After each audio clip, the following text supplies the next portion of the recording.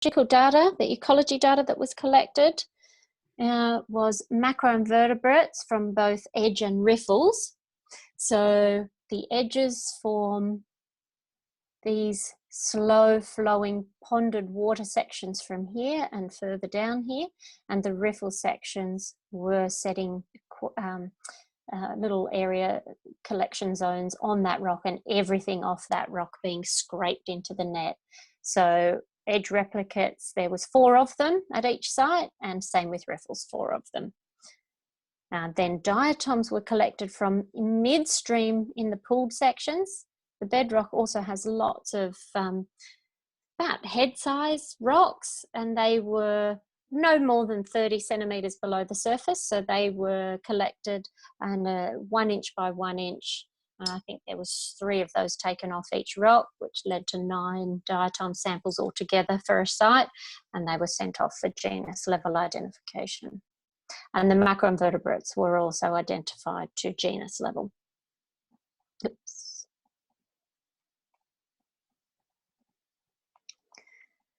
So the data loggers, they had to be dynabolted to rocks on a star picket, and then a plastic tube, plastic tube piping, cable tied to the star picket, so that during high rainfall events, the flow velocity weren't going to wash the data loggers away. So essentially a data logger is sitting inside that little plastic piping tubing, just looks like this. It's cable tied on a length so it can sit naturally on the creek floor, and it's tracking here.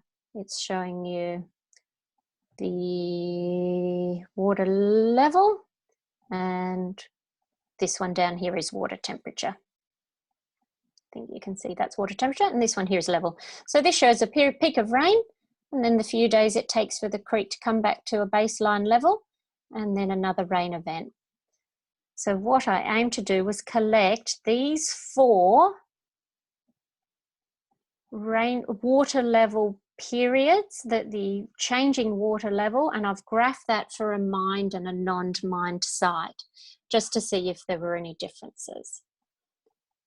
Now, the issue was, during the period of study, often I would turn up and either a data logger would be missing, or the whole piece of dynabolt bracket star picket would be found on the bank, or sometimes I didn't find them at all. So I do know that there is no way a dynabolt could have come out of the rock. They were securely placed, so it was a difficult piece, knowing the mining company may have needed to remove them to do some works at some point, but they weren't comfortable with my placing of them. And they did contact me at one stage to ask me what I was doing. So I had to be mindful that at the end I had rather gappy data, and I didn't have enough to correlate well with an upstream and a downstream comparison on a mined and non-mined. So what I ended up doing was redeploying for 2 months on only 1 non-mined and 1 mined site, and made sure they were in areas that were not going to be removed.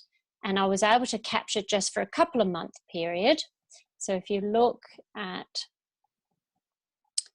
I think this graph here shows that 2 month period from October to, I'm struggling to read that myself, but this is the 2 month period that had 4 small rain events that I was able to track the water loss after rainfall, and I was able to do that for a mined versus a non-mined site. So in terms of scientifically, it could be criticised because it sits a little bit outside the time period that all the diatom and macroinvertebrate and water quality data was collected. But it was an unfortunate series of events, but I didn't want to completely cut the data. So by getting this couple of months, what it shows is for each of those periods, so a 24 hours after rain, you have much steeper curves of a creek losing water to a level at a lower rate than what it does in the non-mined. So these graphs are these ones with lines, these ones I really should be putting curves on them. because they're actually they're not linear. But what it shows is these creeks are much less stable. They're probably gaining, they've got a lot more water draining faster as a result of the additional cracks in the baseline than just these ones which would be flowing downstream. So I do plan on putting that in the publication. It possibly will get rejected because of the small amount of data, but it's worth me noting what the issue was just to open up further studies. And there has been some extra work done since I did this and published at the university. So in terms of what that looks like on the surface, you have, this is a non-mined aerial shot using near maps. That's O'Hare's, and then this is Waratah Rivulet. So basically, for that second rain event, this is about 3 days after that fairly high, I would call it a moderate rainfall event, you have a lovely connected stream, nice wide bank-to-bank creek coverage, and here you would have flow through that riffle. And if I zoomed in, I could actually show you the broken water over that riffle. This is non-mined. When you come over to the mined, for a fairly moderate, nice rainfall event, which had been occurring frequently, there weren't long periods of drought before this, you're suddenly finding, especially up here, big areas of the bank that are not connecting the ponds to the next pond. The riffles aren't flowing, and you have more of them. And they become quite frequent. So you, in terms of an ecologist point of view, that's an impacted creek. So then starting to look at the data to see, well, what does that mean? Has it changed any of the fauna? Are any of the fauna stressed by these conditions? So thanks, NearMap. I've stolen that off their little time map. And I think I've tried to go onto NearMaps recently to look at this, but they seem to be taking less frequent photos above that particular part of the catchment. So, water quality, we're getting to a little bit of scientific facts now, and there's a lot of numbers on here. I've presented this twice at the Australian Society of Limnology, and P is a statistical term of significance, and where P is less than 0.05, it's proof that the statistical analysis chosen has found a significant difference between results. So if I just run you through,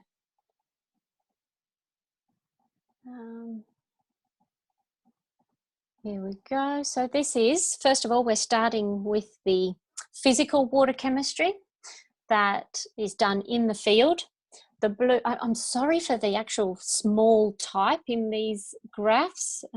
It's difficult to repeat or find all these different bits and pieces to tailor them for all the different talks. So I will send a copy of this around to everyone, but it is fairly small typeface, but I'll talk you through it.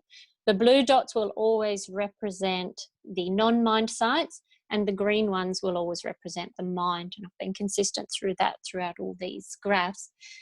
And I've separated the two seasonal events from the spring and the winter. You will tend to find fairly small differences. So remembering we're in a clean catchment, there's no other activity. You're not seeing the big differences you see from downstream of an agricultural area or a sewage treatment plant works. You're seeing small differences as a result of a change in the geological formation of these creeks. So big one to note is turbidity, where you see the two blue reference streams have a very stable turbidity, and their variance is quite small, meaning the more times you sample, how different are the results between sampling events. They're very close to each other. Once you're bringing in the mining activity, you're starting to see big variation. It jumps all over the place. The creeks are now not as stable as what they naturally were. And turbidity is a big one with the fine suspended particles and the organic material that's going to be around from both creek beds that are cracked and the drying vegetation and other silt from a wetting and a drying and a wetting and a drying event. Conductivity also significantly increased. It only looks small there, but that then starts to change, can change other things to do with chemical reactions that are happening within the stream. Temperature wasn't so notable, a little bit higher in mined and versus non-mined, more so in the spring. So you would expect even a higher jump there in the summer. And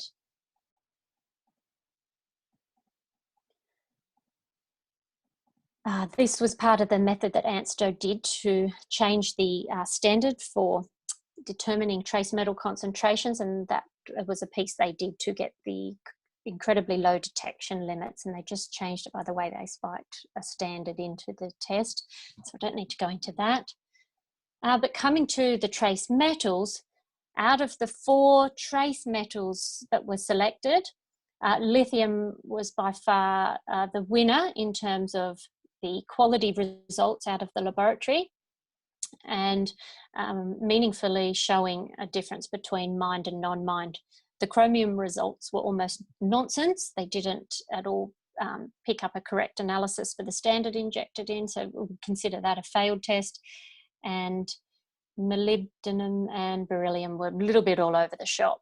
But lithium had quite strong results, which were then able to be used to run a statistical analysis, and we found a difference. So higher in the winter and definitely more variable, and what you would consider, we call those lines the wobble lines, and it certainly got a lot wobblier in spring. So potentially showing that this could be used in streams where you may not be physically seeing the cracks or have a visual clue that mining impact is happening, a shift where you've got quite stable and what you would consider known baseline levels, a shift out of that into these other higher concentrations could be an indication that you've got mining happening, but you just can't see where the impact is. So we've had of the water quality that went through the laboratories, the 2 strongest significant difference were in the bicarbonate and the barium. So quite a big shift, a big significant difference there between the mined and the non-mined, and between seasons. So here non-mined, and here it's increased. You've more than doubled. You've actually 3 or 4 times your bicarbonate ion activity in this chemistry, and much more variable results. Barium, nice movement out of what would have been considered a baseline concentration, and now jumping up a little bit. So further work on that would be great to do. They don't tend to be included in monitoring programs because they're expensive to analyse. These are the 3 others that showed strong significant difference. First up we have sodium. Ian Wright's gone on to publish a piece on sodium across drinking water catchments across Australia, because these wouldn't tend to be looked at if you had a typical drinking water quality monitoring program. So just the fact that you've started to get an increase here, it's taking you out of what would be the baseline for these creeks in what is non-mined, much more stable, to what is starting to increase in mined. And so he's done a publication in 2019 on increasing sodium concentrations in mining impacted drinking water catchments, and he's highly recommended that sodium be added to the monitoring programs. Iron appears. We start seeing the release of ions out of the rock. They oxidize with the presence of oxygen, and then they start to, you've probably seen it if you've walked on any of the streams down there that are mining impacted, big bacteria mats and bacteria produce iron fixing bacteria mats that start to really show on the surface, bright orange. They can be naturally high in some of the upper headwater swamps, and the headwater swamps can sometimes have a pH of 4.5. The pH down in these areas, further downstream in the running creeks, will be in your 6 to 7 range, but up in the headwater swamps, you can get some naturally occurring iron precipitate, and that will exist in that zone that is of quite a low, or what's considered peat acidic headwaters, but that tends to dissipate by the time you get further downstream. So the reappearance of it in the larger creeks downstream is as a result of that mining activity. Chloride ions also showed a significant difference, so that was included there. This is a bit of a fancy multivariate statistical analysis called a principal component analysis. And it's actually been a little bit corrupted somewhere in among, it's actually flipped itself upside down. I'll make sure that is fixed before this copy comes to you. But essentially what it's showing is you've got a clear separation, regardless of the fact that the legend is flipped and the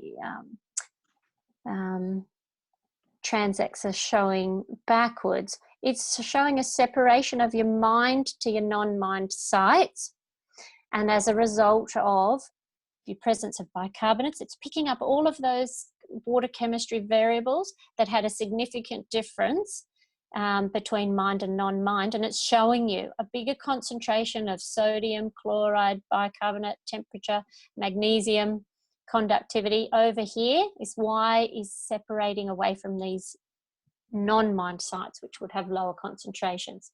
So, that's a great visual representation of that. Sorry if it's a little bit beyond a non-statistician. I'm not a statistician myself, so I tend to use the skills of those statisticians around me. So moving on to the macroinvertebrates, this is a part of the project that I enjoyed the most as being an aquatic ecologist, specifically a taxonomist. Looking at the EDGE results, if any of you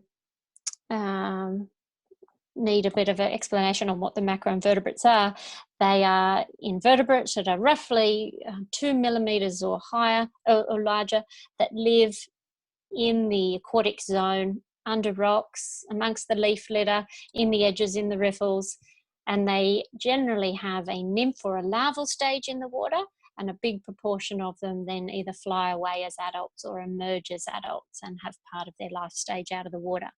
There are lots of orders that stay in the water for their whole lifestyle, a lot of beetles, a lot of bugs, hemipterans.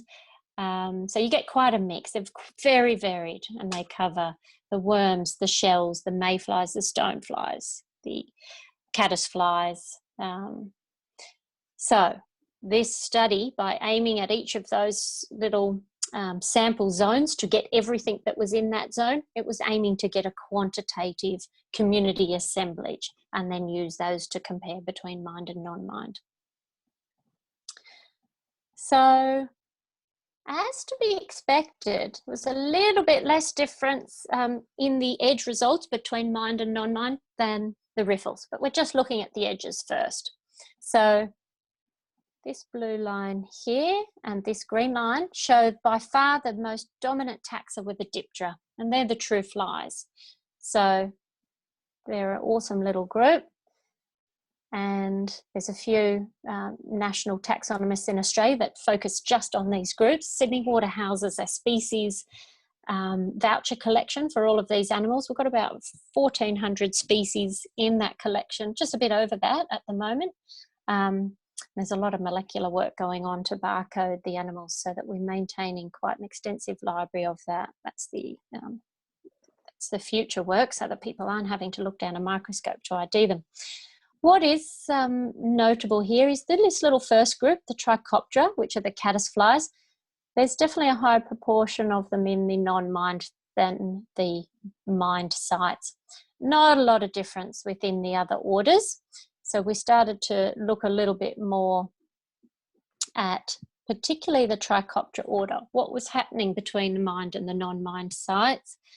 but we certainly picked up that in these graphs over here, it was considered no significant difference between the number of genus found at, see these wobble bars are quite high across both mined and non-mined. They tend to sit within each other, and the statistical test has shown no significant difference. But you would expect that. Ponds have a unique fauna that are suited to living in the ponded, slow-flowing edge habitats. Mining impact, which is slowing the flow down, is going to less impact on those taxa that live in those edges. But in saying that, I did do a bit of a deep dive into what is considered, this acronym is called the EPT Taxa. That's your Ephemeroptera, your Plecoptera, and your Tricapture taxa.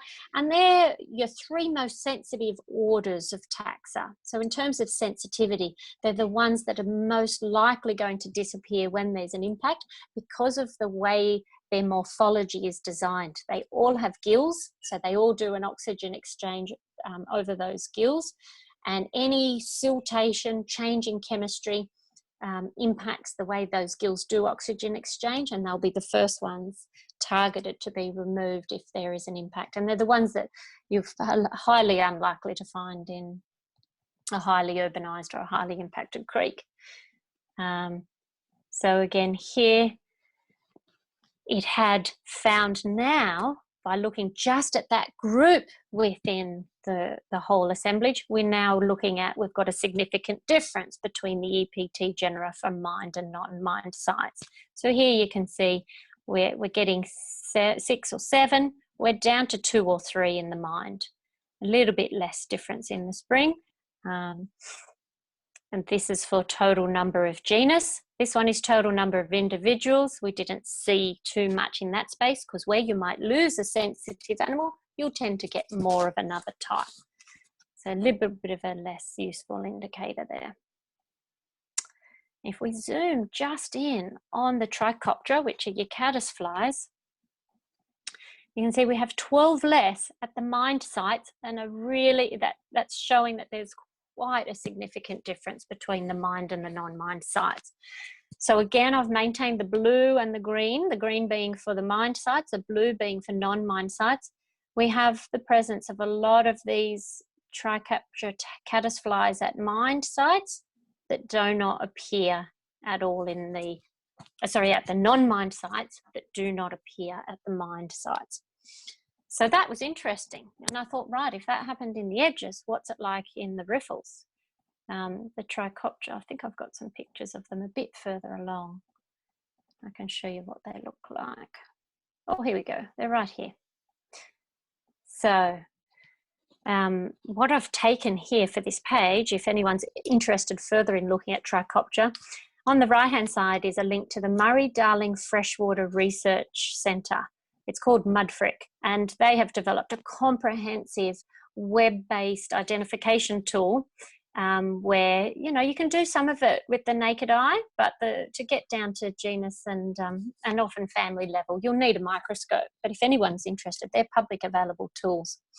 On the left is an exciting little advertisement for I think he was a Texan scientist, put all these caddisflies into an environment where they could actually pick gemstones out while they were making their cases. So I've just put in that in there because it's beautiful, and to just give you a link to why the caddisflies are called caddisflies. They're called caddisflies because they build these lovely little cases, and they use the sand and the sediment on the base of the creek to build their little stone houses. So they're a lovely group and an important functional group. They're shredders, meaning they shred leaf matter as a functional feeding group. They actually cover quite a number of the feeding groups, but an interesting group to see drastically reduced at the mined sites.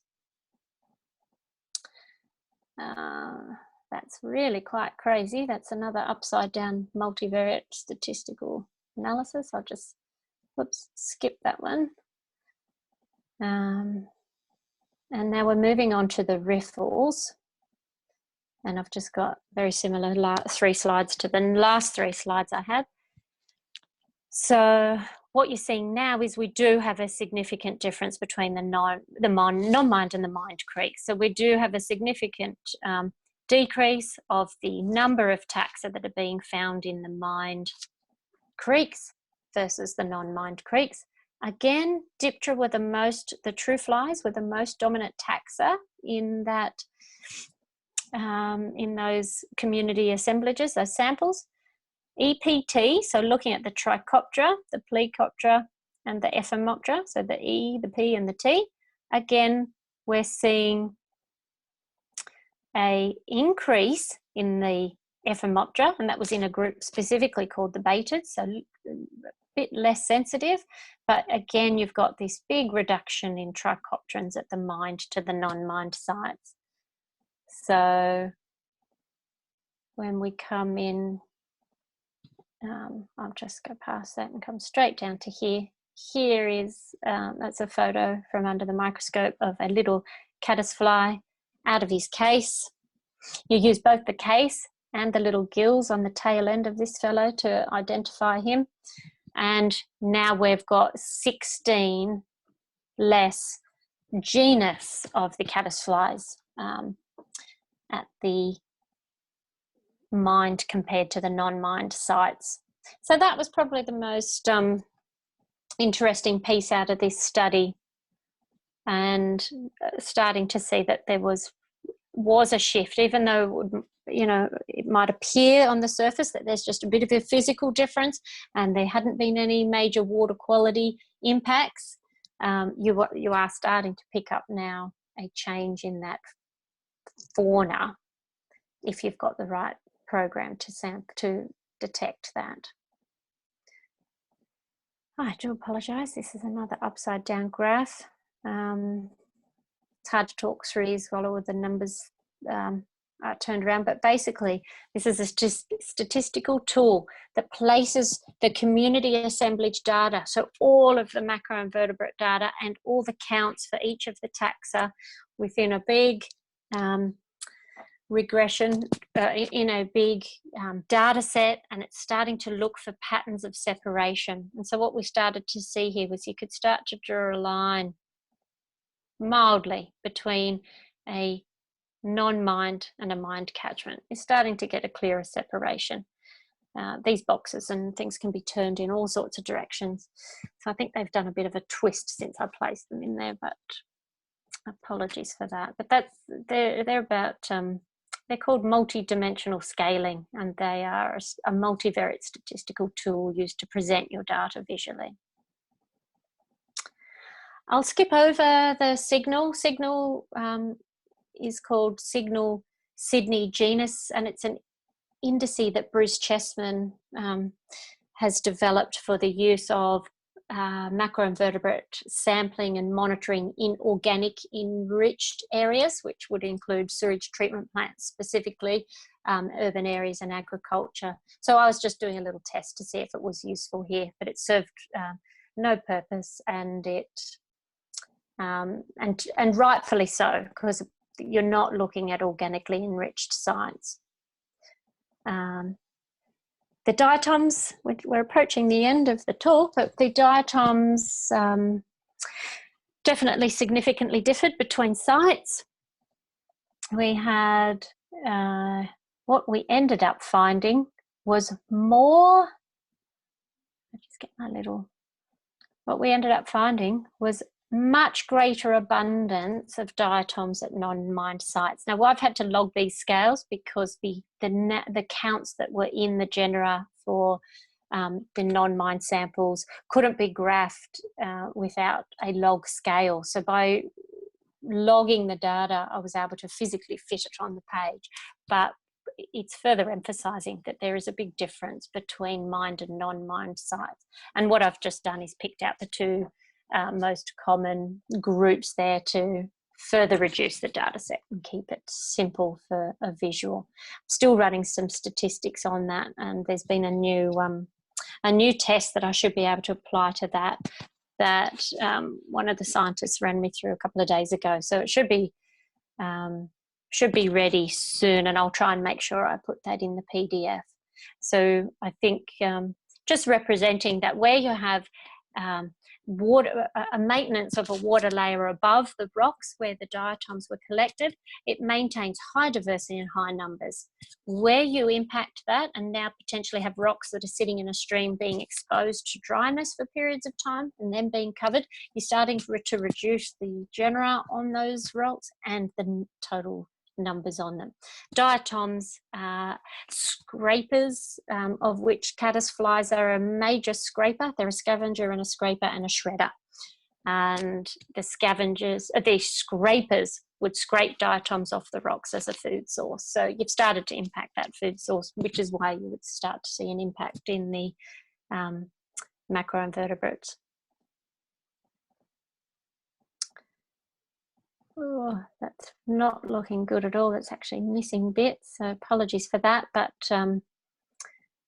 if I just run you through, I think these were the mined and these were the non-mined diatoms, and that stress level that's on this non-multidimensional scale almost means you could draw a line through the mined and non-mined, and that numerically it represented a strong data set. So that was quite a valuable piece. Diatoms were actually only done in one of the seasons. I couldn't afford to do them in both the spring and the winter. It cost about $5,000 just to get those ID'd. So I would have loved to have done more with those, but hopefully it's led to some further investigations. So basically we came to a few conclusions and points that were discussed for further research. So the mined rivers, they do continue to flow following rainfall, but this would show that they're losing water at a faster rate, which is then causing ponding, which would cause habitat segregation. So you're favouring your pool fauna and taxa. The lithium has been identified as being a good indicator of groundwater to surface water interface. The riffles show the stronger statistical differences between macroinvertebrates on the non-mined and mined sites. But when we took the water quality data as a whole and overlaid it with all the macroinvertebrate data, there wasn't any one particular strong analyte that correlated to the response in the macroinvertebrates. So I didn't include any slides on that here, but those statistical tests all came out as poor. So it's the cumulative impact of the whole lot rather than it being attributed to one particular bicarbonate or trace metal or physical parameter. It's a collection of all of them. And the diatoms differed. So limitations, definitely the restricted access into the catchments meant seeking approval to not only get the overall access, but for each sampling event meant I was really limited. And, you know, it serves the purpose of protecting the catchment, but it also keeps valuable scientists away. And I think that restricted access poses further problems still today, where it is so tight. It means you're not able to do any overnight trips. So where you would like to get your data much faster and potentially staying in the catchment overnight to pick up the next morning, you might have a week in between sampling events while you travel in between to get all of your data. And a limitation with this particular study is all of the data gaps with the data loggers that we just had to deal with. So the future direction was to get better water level data. The mining companies have a lot of money, and it should have been a requirement on them to have the data logger information set by the regulator or by the water body managers at particular places, and then that data should be publicly available. Water New South Wales do not know if they get quality data from the mining companies, and they are always questioning the data, and there's no transparency around the way it is collected or stored, and so it is a weakness. Water New South Wales have many much reduced data level loggers, and they tend to place them down in the catchments close to the water storages so that they're maintaining flow data for that dam. It's much harder to pick up changes at that point downstream as to all the changes that would be much greater if you had your flow data also up in your headwater streams. Better timed water quality and ecology sampling. So basically, Water New South Wales have a macroinvertebrate monitoring program. They only sample once a year for that. They sample every summer. So just collecting samples once a year are going to really restrict what you can do with that data to show changes. It's still good, but they certainly also had some issues in their overall macroinvertebrate monitoring program with limited number of replicates and a rotating site timetable or schedule frequency. So some sites weren't being done yearly. They were actually being done once every 5 years. So due to budget cuts, rather than collecting everything, you'd have to make some decisions around what you're going to chop, and rather than chopping all sites, some sites and leaving a few that you did really well, they tried to maintain doing lots of sites, which was, I was able to present a bit of work to them at one stage to get them to look at that, and I think they have implemented some changes there.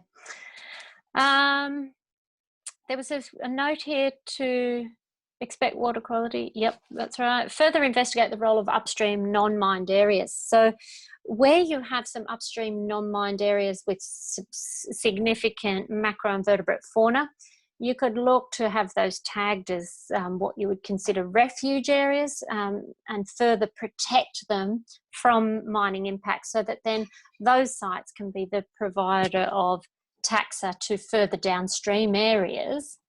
It's just a concept that's coming up when we attend the Australian Society of Limnology conferences each year. They're identifying it on the Murray-Darling, they're identifying it up in the Northern Territory, Western Australia, where you have major river systems that you know are now impacted beyond repair.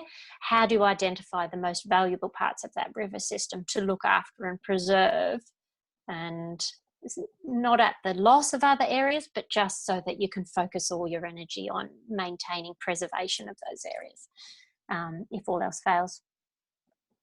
There are some further studies that have looked at isotopic radium. That was the isotope in particular. It can be a tool to help you identify the source of the radium, and different isotopic signatures can help you work out for your water in the creek whether it has come from further upstream or from a groundwater source. So there's been a fair bit published in that space. So I think we know that is a successful tool now. And then interestingly, the use of satellite imagery to measure subsidence. The technology in that space that's used for all sorts of other purposes is actually fairly accurate. You can get down to the the centimetres, if not millimetres, and that would be a very good tool to be using in this catchment or any catchment impacted by longwall coal mining. So there's some further references there. I've got some more to add to that. The last little bit is a bit that I presented to Water New South Wales to question or to help them look at why their monitoring programs weren't picking up impacts. It's all been a little bit corrupted there, so I'm just going to skip over it. So that was just a small piece of work I did with them, looking at why possibly they weren't picking up the impacts that in either their macroinvertebrate monitoring program or in the reports that the mining companies submit to them at the beginning and end of a longwall panel. And we're up to questions. Well, I don't think we've been thrown off the meeting yet, unless there's no one listening and I'm talking to myself. I'm still and there's here. a photo of my parents. Lovely. Thanks, Kim. Lovely. Yeah, thanks for that, Kath. It's extremely interesting and detailed. The technology and the techniques take a long time to generate results, don't they? It's a lot of hard work to get in there. Anyway, if there are people out there who would like to ask questions, I've indicated that you could send me a chat message, Nobody's come in yet at this stage. If you have a question, just say, I have a question, and I'll call on you. Guess it's a big ask for the first Zoom meeting to It work is. out how to use a chat line as well. It is a bit, yeah. A few of us have been practicing. In the meantime, our Streamwatch group and our river health monitoring groups, we've been into collecting the macroinvertebrates and determining the river health of the couple of creeks around our area. It moved from Sydney Water, the Streamwatch area, moved from water to the Australian Museum, and they had a big focus on doing the bug counts, that sort of thing.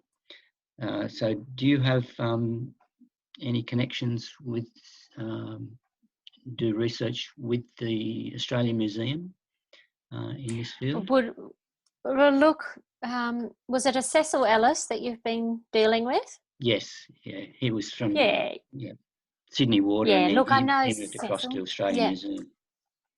Yeah, look, Sydney Water had two sections.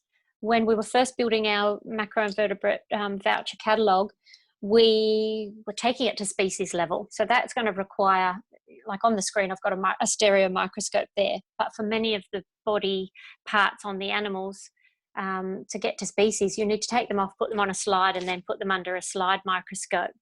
And it wasn't long after we started building that collection in about 1990 that we decided to get NADA accreditation for it. So we got NADA accreditation for our macroinvertebrate collection and the sampling and the identification and reporting of that data in about 1998. So what happened was Streamwatch had a focus on community and education programs. I think they started in schools, particularly primary schools, I think, to have a package for education on what did stream water quality mean and what were these things that were called bugs. So it then expanded to have high schools and community groups in that as well.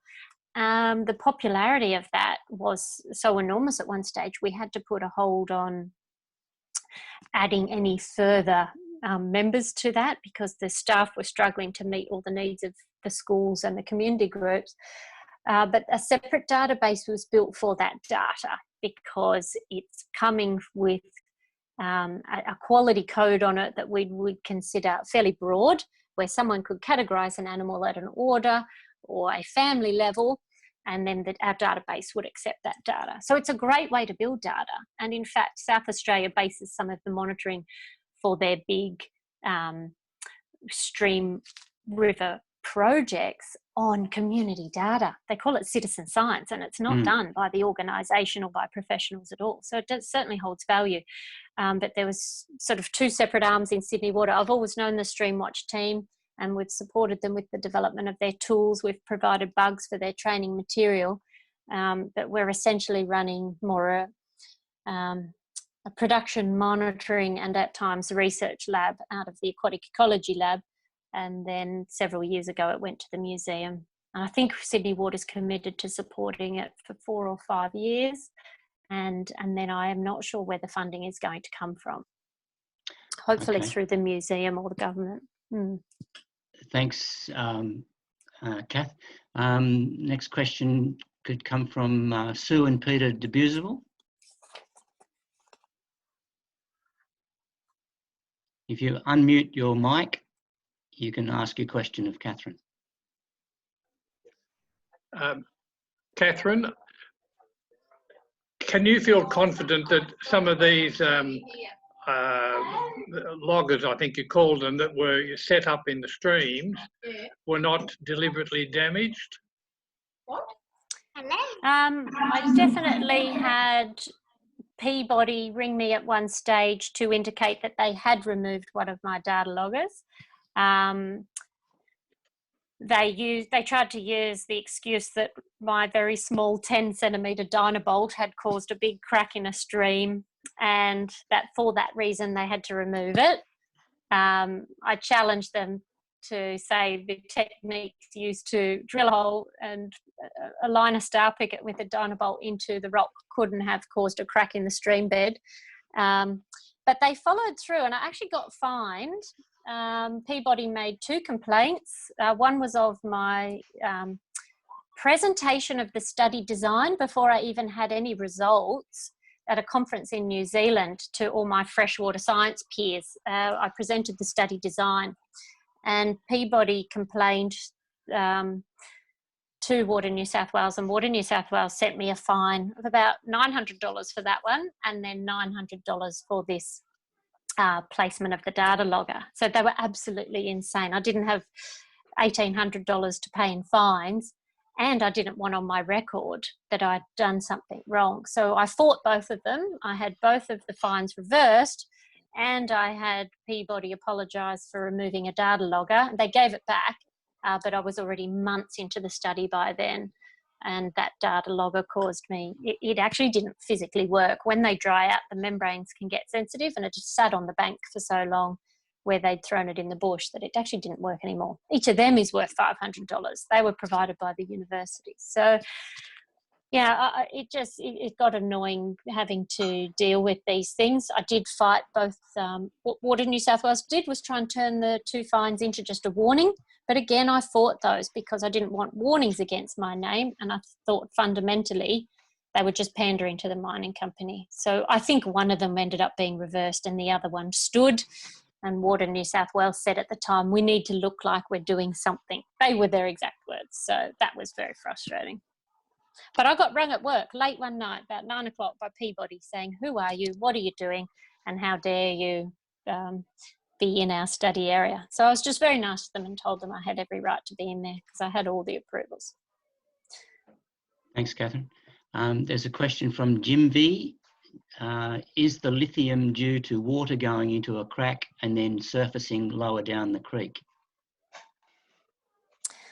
Well, not sure. The study design could be both. The study design has picked up that it's there and it increases when the rock cracks appear. So further study of both the groundwater as a source and experiments around water travelling over sandstone, it's really hard to answer that question with the way I've collected data and the very reduced time sets around that. It's if there's any hydrogeochemists around in the audience, I'd certainly be happy if anyone knows of a paper where that might be the case, because it has been one of the gaps in this study and it's difficult to answer. So I more look at it, it shows a difference and it leaves it open for further work.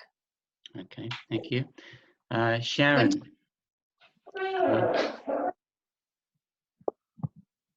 you want to ask your question? Yes, my question was about the elevated levels of both lithium and barium, I think.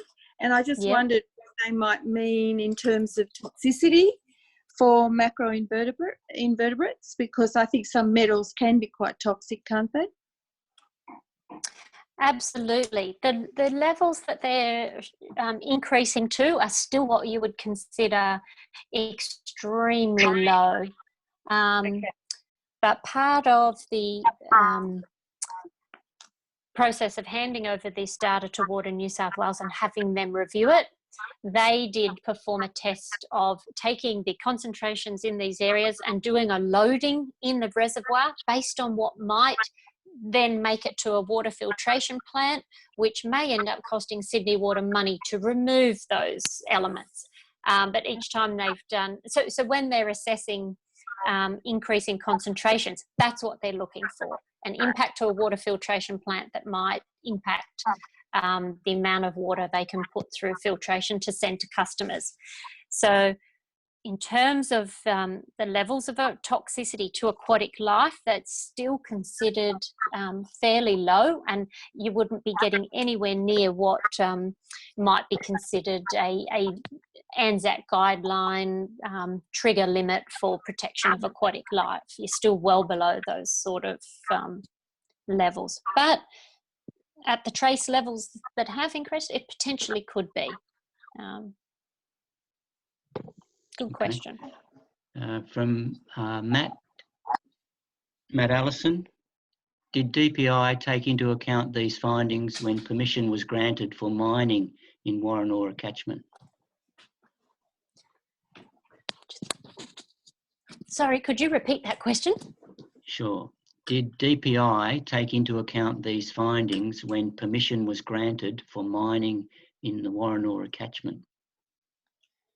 Oh, look, that's a good question. After this study was submitted to the university and submitted to Water New South Wales, Water New South Wales did not want to acknowledge receipt of the data or meet. So it took me 12 months to be able to just get them to sit at the table to get the results and help them understand them. So once I was able to do that, they were much more open to seeing that I didn't have a vested interest, you know, running straight to the front of Sydney Morning Herald. I just wanted the good data to base further decision making on good data and the further collection of good data. So what I got invited to after that was they started developing a new framework for the mining approval process. So it was an incredibly complicated process of taking what are the agreed impacts or monitoring that is going to look for impacts, how do they expand on that and set a new framework for whether something is impacted or not. You had a fairly coarse, a fairly broad approval process before then, which really had one question: is there an impact on the quantity or quality of water? And it was just too broad. It had to come back to go within each of those. What is going to be the framework for whether something is approved, and then if it's approved, of whether they're considered a minimal, a zero impact, minimal impact, moderate, or great. So I worked with Sydney Water to review that, and we put a submission back to Water New South Wales to say this is getting close to being a better framework, but we still think it needs lots of improvements. Sydney Water would like to work with Water New South Wales to help you with that, and I had a team of scientists who helped in the submission back to Water New South Wales. I haven't heard anything since we made that first submission. I do have the network and communication channels that I can chase that up, but I do believe I did go onto the website for the latest release, and I did have a bit of a look to see where they're at, and the last letter of response for this mining application is that they haven't submitted an extensive enough review of what they're proposing to do in accordance to this new framework, and they need to provide that data. So according to my perception of where this current approval is at, the mining company are still being asked to provide some data. If they can't do that, then I presume the framework is now set to somewhat restrict their ability to just go and do it anyway, which in the past tended to happen. So I'm still apologise that I didn't go into further make inquiries about where that's at. I'm not even sure if there's a submission, whether it's still open for further submissions to respond with suitable, questioning of that. But to me, so the framework has somewhat got some rigour to it now, where that they've detailed what is considered the impacts, and damaging bedrock within streams is considered an impact that they don't consider acceptable. Okay, thanks. I think we might have to make this one the last question. It's from Gary Housley. What is known about the genomics of indicator species? Has DNA analysis with drone-based water sampling been considered for cost-effective, quantitative, periodic population sampling? I love it. That's a great question. I can answer two things there. Sydney Water did start to look at drones for the use of water quality sampling. That was at the same time the government had to start cracking down on the licence process and who was going to be approved to operate drones. I think it started to escalate quite quickly, and there was all sorts of risks associated with that. So we've got several staff that are going through the pilot training, pilot licence application process at the moment, so they will be able to fly the drones. The drones are of a particular size, performing a particular task that meant they needed to be operated by professionals. So we're getting a step closer to drones being able to do routine testing for us. In terms of cost, it's actually exactly the same cost at the moment to deploy a drone to collect a water sample as it is to put a few people on a boat. If it's offshore, these are the examples we've been using off one of the deep ocean outfalls for Sydney, Diamond Bay, where we have a shore discharge, not a deep ocean outfall. So at the moment, costs on par. In terms of molecular work, we've got a couple of projects happening internally for Sydney Water at the moment, looking at freshwater systems, and we did a environmental DNA from the water sample, and it actually had a lot of quality issues with that data. So it actually served to lead the research in a direction of still collecting a sample that had bugs in it, but then putting them in a bit of a blender and sending that off for the molecular work to be done. So we're getting there. Marine samples and estuarine samples are much further progressed in the environmental DNA space, and we're using diatoms from eDNA samples in the estuarine space and some sediment samples. So we're getting there. It'll take a few more years before we're at that stage, but I like the sound of just flying a drone in and picking up a sample. Great. That's terrific. Thank you, Kath. I'd like to now call on Adrian Polhill to move a vote of thanks. Okay, thanks, Kim. Okay, Kim, you can hear me? Not very well. Oh, Can you okay. speak up? Okay, is that better? Yep. Okay. Yeah. Kathy, thank you so much for a very thoughtful, very knowledgeable presentation. I think you've helped raise a lot of additional questions which haven't been able to be answered tonight, but we really enjoyed your very, very interesting presentation.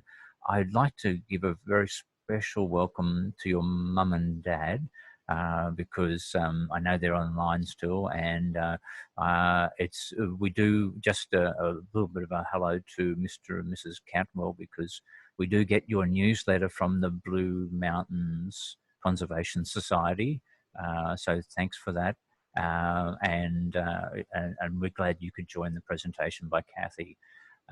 But from all of us, from all our members, Kathy, we've had a really interesting talk. If we do have one or two further questions, is it okay that we can pose those to you at some stage during the next few days? Is that okay with you, Kathy? Yeah, sure. Absolutely. Okay. I could see a couple more come up on the chat, but I don't have my feed. Am I able to access the ones that would already be placed in the chat? You can, yes. I think after the meeting is closed? Yeah. All right. Okay. Yeah, that'll be super. Thank you. All right. No worries. So I think that's yeah. So and it's given us some all of us some really interesting food for thought as we ponder our next steps to consider how we can who we can approach and how we can approach it in terms of getting this longwall mining stopped, particularly at Woronora Dam. So thanks again, Kathy. It's been very, very good to have you on board. Thank you very, very much. Pleasure. Thank you so much for letting me, for reigniting my passion for this piece of study and making sure I get it published. Yeah, that's my next aim.